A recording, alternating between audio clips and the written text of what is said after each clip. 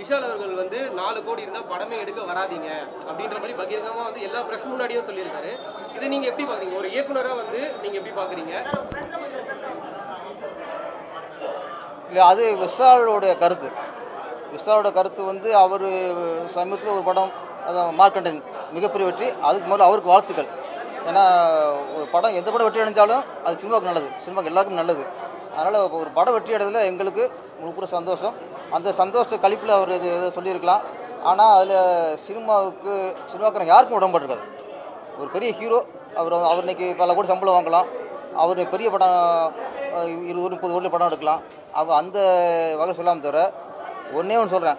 இன்றைக்கி தமிழ் திரையுலகில் நிறைய ஒரு 25,000-30,000 டெக்னீஷியன் இருக்காங்க, தொழிலாளிகள் இருக்காங்க.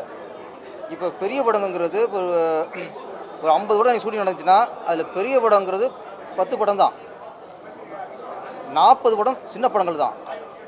இந்த பெரிய படங்களில் இப்போ பெரிய ஹீரோ, பெரிய தயாரிப்பாளர், பெரிய இயக்குனர் அப்படிங்கும்போது அதில் ஒர்க் பண்ணுற டெக்னீஷியன் யாருன்னா number 1 cameraman, number 1 costumer, number 1 music director, number 1 art director, எல்லாமே பெரிய ஆளாக போட்டு தான் இதுக்கு படம் எடுக்கிறாங்க. பெரிய படங்களில் பெரிய டெக்னீஷியன் தான் புக் பண்ணுவாங்க.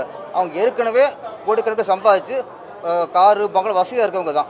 ஒரு கேமராமேனாக இருக்கட்டும், ஒரு மியூசிக் இருக்கட்டும், நல்லா மிகப்பெரிய வசதி உள்ளவங்க தான். இன்றைக்கி பெரிய ஹீரோக்கள் வந்து அவங்கள தான் புக் பண்ணுறாங்க. அப்புறம் அதுக்கு கீழே தினக்கூலி மாதிரி வருமானம் இல்லாமல், தொழில் இல்லாமல் கஷ்டப்படுற makeup man, costumer, cameraman, art director, set ஆளுக்குங்க, ப்ரொடக்ஷன் ஆள், இவங்களுக்கு எங்கே யார் வருமானம் கொடுக்குறா? அவங்களுக்கு யார் தொழில் கொடுக்குறா?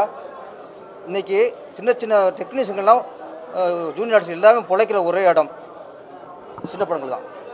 இந்த 4 கோடி 5 கோடி படங்கள் தான். இதில் தான் சின்ன டெக்னீஷியனாக இன்றைக்கி வாழ்ந்துட்டு இருக்காங்க. அவங்க வாழ்க்கை எப்படி கெடுக்க போவீங்க? நீங்கள் 100 கோடி படம் எடுங்க, 150 கோடி படம் எடுங்க. ஆனால் சின்ன படங்களை எடுக்க நீங்கள் சொல்லக்கூடாது ஃபஸ்ட்டு. ஏன்னா இதே விஷால் சார் வந்து செல்லமே படம் எடுத்தார், சின்ன படம் தான் அது அன்றைக்கி என்ன 10 கோடியா 5 கோடியா சின்ன படம் எடுத்தார். அது மாதிரி இன்றைக்கி வர இயக்குநர்கள் இன்றைக்கி லோகேஷ் கனகராஜ் 80 லட்சம் படம் எடுத்தாருங்க ஃபஸ்ட்டு, மாநகரம்ட்டு. இன்றைக்கி மிகப்பெரிய இயக்குனர் கார்த்திக் சுப்ராஜ் பீட்சன் படம் எடுத்தார், 1 கோடி பட்ஜெட்டில்.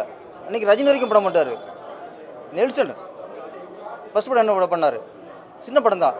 இன்றைக்கி நெல்சனாக இருக்கட்டும், லோகேஷ் கனகராஜாக இருக்கட்டும், கார்த்திக் சுப்ராஜாக இருக்கட்டும், எல்லா இயக்குநர்களுமே 1 கோடிக்கு படம் பண்ணவங்க தான். இன்றைக்கி 100 கோடிக்கு பண்ணுறாங்க.